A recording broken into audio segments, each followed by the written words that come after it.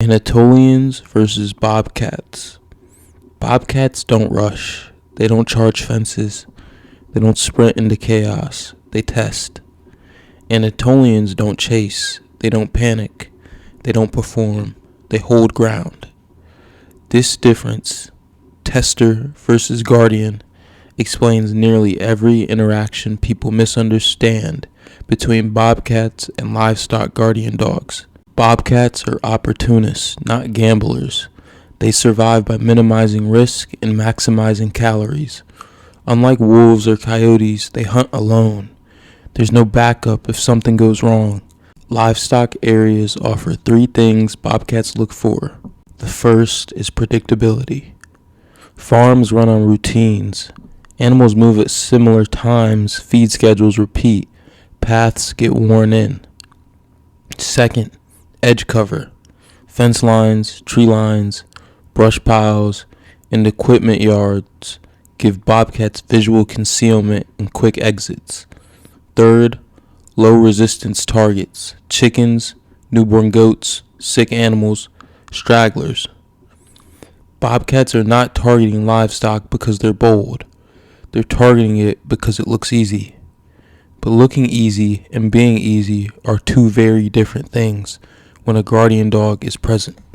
Bobcats almost never start with an attack. They start with information gathering. Common testing behaviors include fence line pacing, moving parallel to boundaries to see if anything reacts, dawn and dusk movement when visibility is low and reaction times matter most, repeated passes at a distance, not approaching animals but watching the responses. And this is critical. Bobcats aren't watching livestock first. They're watching the dog. They want to know, does it notice? Does it react emotionally? Does it chase? Does it abandon position? Every movement gives the bobcat data. This is one of the most misunderstood points. A calm, silent guardian dog often attracts more observation, not less. To a bobcat, a still dog can look inactive. Stillness gets misread as weakness. Silence gets mistaken for absence, especially if the dog doesn't bark immediately, doesn't charge, doesn't posture. Bobcats assume silence means opportunity. What they don't understand yet is that stillness is not inattention, it's evaluation. The quiet dog isn't unaware, it's deciding whether action is necessary. Anatolians don't patrol like police dogs. They don't do constant perimeter runs. They don't chase shadows. They don't react to every stimulus.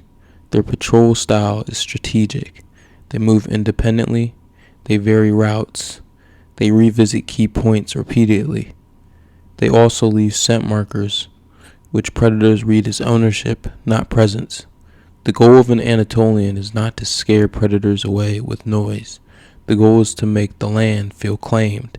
Ownership is far more intimidating than aggression.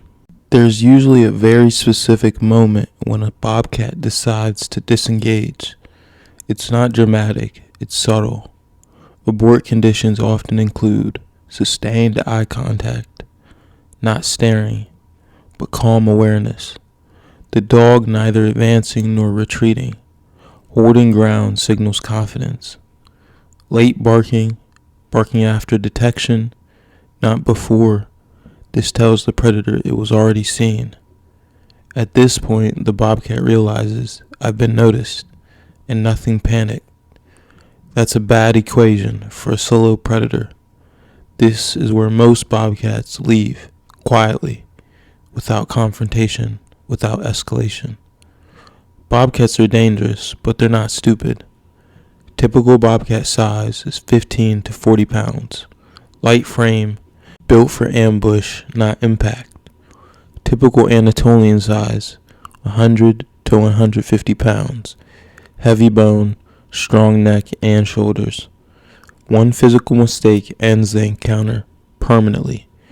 Bobcats understand this. They don't need proof. Evolution already taught them. That's why bobcats rely on testing instead of force. There are 3 major reasons bobcats avoid commitment. No pack support, no distraction, no second chance. An injury for a bobcat isn't a setback, it's a death sentence. A torn muscle means no hunting. A broken limb means starvation. Against a livestock guardian dog, risk outweighs reward almost every time.